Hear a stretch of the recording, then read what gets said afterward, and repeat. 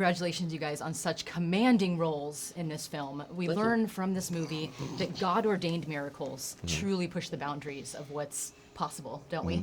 Absolutely. For you, Dennis, especially in your character, I would love to know how this role, this real-life role, impacted your faith, impacted how maybe you see miracles in a different way. I gotta tell you, I came into the movie with a great deal of faith. So it really didn't shake me. I had to actually perform being shaken. You know, Sure.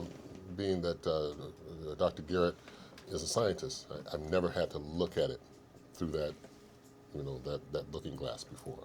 From a worldly view. Yeah, from that view of a scientist, a doctor, who doesn't really have time Right. for faith. I mean, his things is very pragmatic, practical. These are The facts. things, the facts. And from those facts, these things are likely to happen. Sure. So he's up against the clock, and then he's got to manage other the things that should be occurring. Right. There should be bacterial infection. There should be brain damage. These are the things that he has to work from. Right. But when those things don't happen, when all of a sudden he's breathing, okay, then we got to take the tubes out, at the request of the parents, and see what happens. Right. I mean, he's not used to guessing.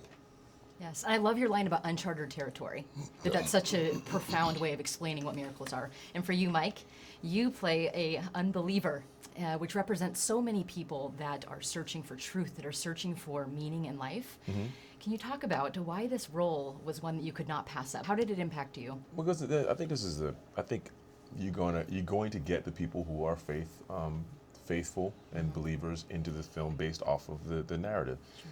But in any good movie, there's always two sides, and I think that Tommy Shine, a guy who comes in, doesn't have a reason not to believe, just doesn't have any, he's doing his job. He probably sees more unsuccessful attempts to save lives than anything else. So after a while, it just becomes your reality. I look at it and I go, he's the guy that comes in.